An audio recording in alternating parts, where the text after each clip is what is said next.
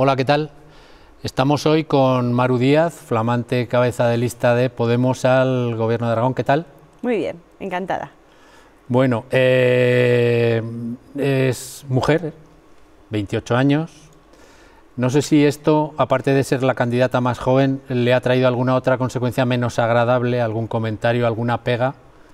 La verdad que el hecho de ser mujer y de liderar como una mujer joven un partido político no es algo que esté muy generalizado en la política. Vamos a ver en las elecciones generales cómo compiten entre 4 hombres y no hay una mujer en primera fila. Sí.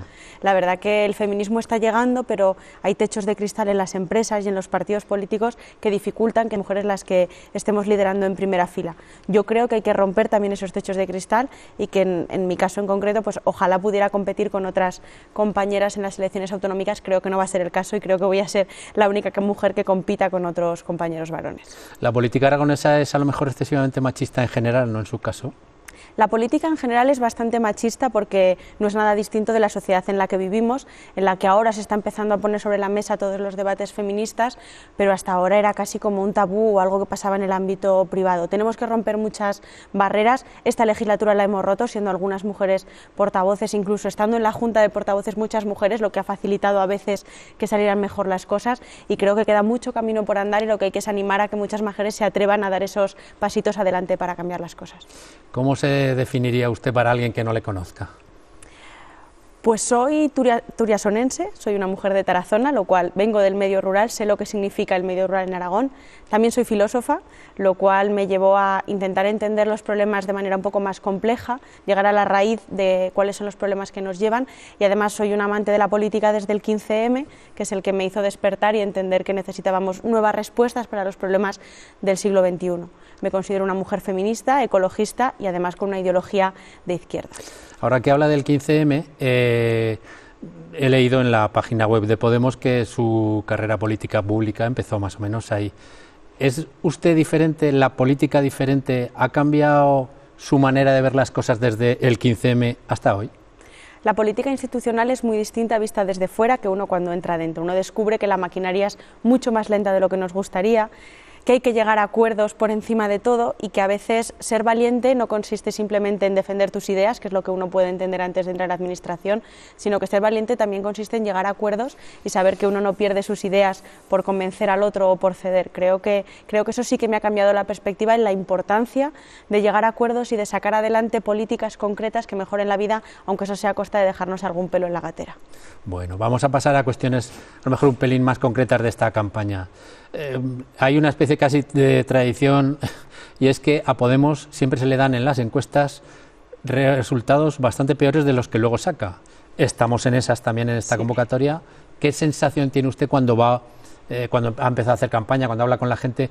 ¿Cree que eso va a pasar? ¿Cómo cree que está su partido? ¿Qué expectativas tiene?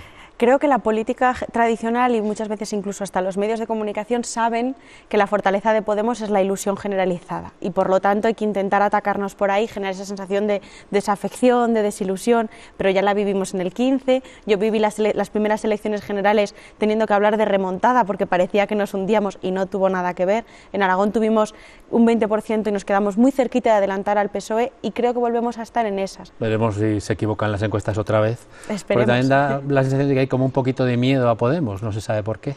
Bueno, porque también creo que o no nos hemos sabido explicar algunas veces, o parte de nuestro discurso se ha recibido con cierto rechazo. Creo que también nuestra tarea es quitarnos esos cuernos y esos rabos que nos han ido poniendo y mostrarnos que somos gente normal, gente cercana, que vive en nuestros barrios, en nuestros pueblos, que después de 4 años y de haber gobernado en algún que otro sitio sabemos hacer las cosas, que tenemos ideas, que venimos por un tiempo a la política y cuando se acabe esto nos volveremos a nuestra casa como el resto de la gente. Bueno, temas concretos que a la provincia de Teruel y yo creo que en Aragón también están empezando a preocupar bastante. El tema principal de la despoblación es evidente que es un problema. Nos gustaría concretar. ¿Podemos llevar medidas concretas para luchar contra este problema? Llevamos medidas concretas y además llevamos un cambio de enfoque. La despoblación en sí misma no es una enfermedad, es un síntoma, y es el síntoma de una enfermedad mucho más amplia en la que entra sanidad, educación, vertebración. Por lo tanto, no es que tengamos que plantear políticas para luchar contra la despoblación, sino asegurar que el resto de políticas piensen en cómo repoblar toda esa España vaciada a la que nos hemos enfrentado en los últimos años. Políticas como mantener las escuelas rurales abiertas, que permite que en los pueblos siga habiendo niños y por lo tanto futuro, apostar por una sanidad de calidad en el medio rural, que es un gran hándicap que tiene Aragón, que tenemos una sanidad de primera o de segunda según se viva, una vertebración que asegure que no te cueste 2 horas llegar a un punto de trabajo o que no te cueste 2 horas moverte a un hospital, y sobre todo el empleo. Tenemos que pensar cómo aseguramos empleo en el medio rural, apostando también por el siglo XXI, por la banda ancha, por Internet, por la innovación, que también tiene que llegar al medio rural. ¿Es usted partidaria de una discriminación fiscal positiva para las empresas que quieran instalarse en el territorio despoblado? Hay que pensar alternativas. Una de ellas puede ser esa, pero también hay muchas otras importantes, como puede ser facilitar las tramas burocráticas, que a veces se imitan las tramas burocráticas en una gran ciudad como Zaragoza y no tiene sentido que se reproduzcan en pueblos pequeñitos. También habrá que pensar que muchas de las empresas que se quieren instalar en el medio rural hay que asegurarles un transporte que les permita no gastar más por vivir en el medio rural, una banda ancha para acceder al comercio a través de los espacios digitales. Hay muchas más políticas, pero tendremos que empezar a pensar que hay que vivir en nuestros pueblos y vivir bien, no vivir como ciudadanos de segunda. Da la sensación que tiene usted bastante claro el orden de prioridades en temas de inversión para luchar contra la despoblación. Pero muchos de estos temas también dependen del Estado central. Totalmente. ¿Cómo se puede conjugar intereses más locales con intereses más nacionales? Creo que el gobierno que salga resultante de estas elecciones autonómicas tiene que ser primero aragonés y después de partido, y creo que eso no lo hemos tenido en Aragón. Nuestros presidentes se ponían la chaqueta de su partido cuando iban a Madrid y no sabían defender cosas tan importantes como una financiación justa para Aragón. Tenemos una financiación infradotada que no tiene en cuenta que probablemente prestar la sanidad en Teruel es más caro que prestarla en Leganés, y eso también tiene que contabilizar en nuestra financiación autonómica. Tenemos leyes estatales que están dormidas y esperando, como puede ser la Ley de Desarrollo del Medio Rural del 2007, que está sin financiación, que está sin fondos. Tenemos presupuestos que históricamente en Aragón no se ejecutan y nadie dice nada. Necesitamos una presidenta o un presidente que se atreva a ir a Madrid a reivindicar que Aragón necesita más inversión, mejor financiación y que nos tomen un poquito más en serio. ¿Usted lo hará? Yo, si me dejan los aragoneses, haré eso, porque creo que uno, cuando es presidente de Aragón, tiene que serlo en Aragón y también en Madrid. Respecto a este tema de la despoblación, hay otro tema enlazado, que es la situación actual que hay en la comarca de Andorra. La situación es bastante cruda. No sé si también para esa zona tiene Podemos algunas medidas concretas. Es una tragedia lo que le va a pasar a la comarca, y además es una crónica de una muerte anunciada que sucesivos gobiernos no han sido capaces de poner coto, de conseguir que la sangría no sea tan grave. Nosotros sí que hemos planteado propuestas concretas. La primera de ellas, fundamental, es una ley de cambio climático que lleve fondos tanto autonómicos como estatales para asegurar que apostamos por una transición, pero esa transición tiene que ir acompañada de fondos para que las zonas que nos han traído hasta aquí, como puede ser la comarca de Andorra, ahora no tengan que ser las paganas de una transición. Las transiciones tienen que ser justas y además financiadas, pero hay también bastantes alternativas. Tenemos que pensar cuál es la vertebración en la zona. ¿Cómo hacer que lleguen empresas? Pues tendrá que pasar por tener mejores carreteras, o por un corredor, o por un cargadero que nos acceda al mar. Tenemos que pensar en la zona de manera global, y hay propuestas, lo que falta son ganas de ponerlas en marcha. ¿Usted es partidaria de apretar más a Endesa? Yo creo que sí. Y además lo creo porque Endesa, cuando funciona como empresa pública en Italia, no hace lo mismo que cuando funciona aquí como empresa privada. Allí en Italia se garantiza que invierte fondos para la reconversión de las zonas, y aquí no le estamos exigiendo que invierta. No solo que invierta en eso que ha prometido, que son muy poquitos puestos de trabajo finalmente, sino que también hablemos de qué pasa con el cargadero que se le hizo a ella, qué pasa con toda esa reforma de la cuenca que se hizo para que tuviera acceso al agua. Ahora toda esa inversión no la van a revertir al territorio. Creo que Endesa tiene una responsabilidad con los bajoaragoneses y que la tiene que pagar, y un gobierno fuerte le tiene que hacer pagarla. No sé si usted piensa también que tal vez los turrolenses deberíamos hacer algo de autocrítica, porque en esa zona ha habido fondos Miner, ha habido FITE, y ustedes han sido muy críticos con la gestión de estos fondos. La verdad es que no parecen haber dado resultado.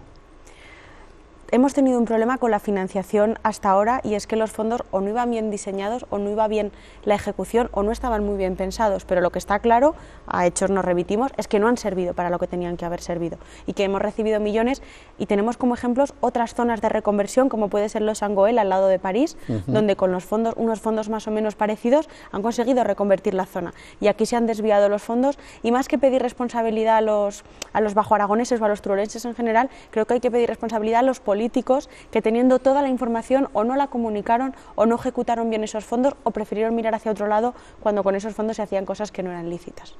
Cambiamos de tema, nos vamos a sanidad. En sanidad, me imagino que usted es conocedora que curiosamente la sociedad civil es la que está encabezando determinadas demandas. Una solicitud de una unidad de radioterapia satélite en Teruel fue avalada por 30.000 firmas, que el nuevo hospital tenga más habitaciones individuales, otro tanto. Hay problemas de especialistas que sacaron a la calle hace unas semanas a los turolenses. ¿Qué diagnóstico hace? Y lo mismo, si puede concretar algunas medidas que Podemos tiene en este tema, pues estaría bien. Un gobierno responsable, cuando la gente se tira a la calle a pedir algo, y a pedir algo en temas tan fundamentales como tiene que ser la sanidad, tendría que haber dado respuestas. Y hemos visto como el gobierno de Lambán ha hecho oídos sordos a una manifestación que vimos hace unas semanas, o a todas las reivindicaciones sucesivas que se está haciendo para una sanidad de calidad en la provincia, que además una provincia, como sabemos, que lleva toda la legislatura con 2 hospitales, que son la promesa de los últimos 30 años. Yo nací en un entorno en el que ya se prometían estos hospitales, y un gobierno responsable tendría que dar respuestas. Nosotros planteamos que uno de los ejemplos, por ejemplo, los especialistas, tenemos que plantear un plan de incentivo serio, acordado tanto con los agentes como con los sindicatos, que asegure una estabilidad laboral para que la gente quiera venir a trabajar aquí. Igual que tenemos que hacer un poco más apetecible trabajar en el territorio, y por lo tanto habrá que pensar de manera global qué ofrecemos a esos especialistas para que se vengan a trabajar aquí. Lo mismo pasa con el transporte sanitario, que también hemos visto que ha habido mucho problema. ¿Cómo puede ser que en una provincia tan grande haya 12 horas donde no haya una ambulancia disponible, ni en Teruel ni en Alcañiz? Nos convierte en ciudadanos de segunda, convierte a la provincia en ciudadanos de segunda, y eso no se puede permitir. Y además, los costes de dinero no son tan grandes, no estamos hablando de problemas de cuantía, sino de una gestión que por dinámicas antiguas pues no se está modernizando y no está a la altura. ¿Usted haría lo posible porque hubiera una unidad satélite de radioterapia en Teruel? Yo creo que es fundamental que esté esa unidad, no solo porque la pide la sociedad civil como ya se ha manifestado, sino además porque permite tener una prestación de un servicio de calidad cercano, y permite además vertebrar el territorio y hacer que la gente no se tenga que desplazar más lejos. Todo lo que sea acercar la sanidad al medio rural para que la gente tenga un servicio de calidad, tendríamos que apostar por ello, como es en este caso. ¿La dimensión del hospital de Teruel le parece bien? ¿El número de habitaciones individuales? Está habiendo mucho debate respecto a si tiene que haber más habitaciones individuales o no. No hay ningún estudio que pruebe que una habitación individual ayude a curar. Lo que sí que es cierto es que da más intimidad y por lo tanto favorece la estancia hospitalaria. Creo que que flaco favor nos hacemos si reducimos el debate a si tiene que haber más camas individuales o más dobles. Tiene que haber habitaciones suficientes, pero también tiene que haber médicos suficientes para atender esas habitaciones, porque al final podremos tener todas las habitaciones individuales que queramos, pero si no tenemos especialistas que garanticen el servicio, pues las tendremos cerradas, como las tuvimos en la legislatura del PP PAR, que cerró un montón de camas y de habitaciones. Creo que no es exactamente ese el debate, aunque entiendo que ha surgido en los últimos días. El debate aquí surge porque además el Hospital Obispo Blanco de Teruel es muy mayor, y la verdad es que quedan las habitaciones dobles, se oye todo, lo de fuera, es un poco por eso, y luego porque había un agravio comparativo, porque nuevas infraestructuras hospitalarias que se están construyendo sí que son la mayoría con habitaciones individuales. Entonces era un poco por ahí, no era solo el tema de las habitaciones, sino es un poco... Sí, yo lo entiendo, y entiendo además la reivindicación como paciente, que uno cuando piensa en un ingreso hospitalario, que no es algo que a uno le apetezca ni que uno está por obligación, pues quiera tener la máxima intimidad o tener un poco de espacio, que bastante trágico es ya estar ingresado como para encima tener que compartirlo a veces, ¿no? Pero no hay ningún estudio sanitario que determine que eso facilita la curación, entonces creo que el debate tiene que ir por otros términos. Fondo de Inversiones de Teruel, si llega al Gobierno de Aragón o tiene influencia en él, ¿qué cambios impondría usted tanto en la gestión como filosofía? Lo primero y fundamental es que no puede ser que los gobiernos sucesivos del Gobierno de Aragón no inviertan en la provincia de Teruel, haciendo que el FITE se convierta en el gasto ordinario para la provincia de Teruel. No puede ser que con el FITE se esté pagando gasto corriente o cosas tan llamativas como que se esté pagando el Centro de Física del Cosmos, un centro puntero, el CEFCA, y se está pagando con gasto corriente las nóminas de investigadores. ¿Usted lo pagaría eso con fondos del presupuesto ordinario? Claro, porque el FITE no está pensado para ser gasto corriente, está pensado para ser un gasto extraordinario para generar riqueza, sentar población, para todos esos objetivos que desde el 92 están planteados, pero no se ha conseguido eso. Ha sido como esa tarjeta que se guarda en los gobiernos, esa carta que se guardan en la manga de, bueno, pues no me llegan los fondos, pues tiro del FITE para pagar gasto corriente. Eso no puede ser. El FITE tiene que tener proyectos estratégicos para sentar población y para generar riqueza. Y además también es importante, no lo dice Podemos, nos ha tirado de las orejas la Cámara de Cuentas y el Justicia de Aragón, hacen falta criterios más objetivos para la adjudicación de todos aquellos proyectos, porque hasta ahora hemos visto, bueno, pues que los criterios no están muy claros, que la transparencia en la gestión de estos fondos tampoco.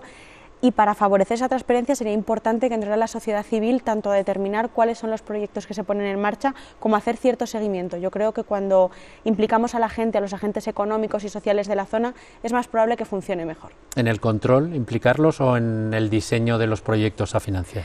Pues hasta ahora se ha hablado solamente en el del diseño de los proyectos a financiar. Yo creo que también es importante que sean conscientes o que sean copartícipes del control, porque en la misma medida en la que nosotros pedimos que la Cámara de Cuentas audite, que las administraciones públicas tengan información, creo que la transparencia y tener conocimiento de la ejecución de un presupuesto, la ciudadanía le da herramientas para poder quejarse. Por lo tanto, creo que sería importante que también estuvieran en el control. Muy bien. Varias cosas más rápidas. Si Podemos está en el Gobierno de Aragón, ¿habrá consejeros turolenses? Habrá consejeros turolenses. Tenemos en las listas compañeras como Marta Prades o Diego Bayona, que son compañeros capacitadísimos en cada uno de sus áreas. La primera en Servicios Sociales o Sanidad, que podría asumir perfectamente una consejería. El segundo, trabajador del medio rural y por lo tanto conocedor de la empresa pública Sarga a la perfección y podría también desempeñar un papel muy importante. Y ya para acabar, estamos en periodo preelectoral, hay que hablar de pactos. ¿Con quién pactaría Podemos? Nosotros hemos dicho que salimos a ganar y asumimos ese punto de partida, pero también soy consciente de que en los tiempos en los que estamos, y más en Aragón, que es tierra de pactos, que no ha habido mayorías absolutas, gobernar exigirá llegar a acuerdos. Y tenemos la mano tendida con todas aquellas fuerzas progresistas, bien puede ser Izquierda Unida, Chunta Aragonesista o incluso el Partido Socialista, con los que estaremos abiertos a dialogar para formar un futuro gobierno. Yo creo que en la mente de todos tiene que estar evitar que un gobierno de derechas o de extrema derecha llegue a nuestra comunidad autónoma y tire por tierra el trabajo de los últimos 4 años, y ese será nuestro objetivo fundamental, que no vuelva a gobernar la derecha en nuestra comunidad. Hay otro escenario que es si PSOE y Ciudadanos dan un número suficiente de diputados y les pidieran a ustedes la abstención.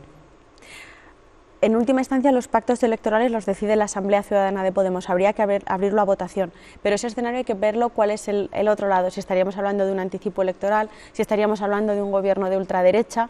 Yo siempre he defendido que cualquier cosa es justificable con tal de parar que gobierne la ultraderecha. No me gusta el escenario que ha salido de la Andalucía y creo que sería el peor que nos podría llegar a Aragón. Habrá que ver el escenario, pero está claro que después del día de las elecciones autonómicas nos va a tocar hablar y mucho para conseguir en Aragón un gobierno estable.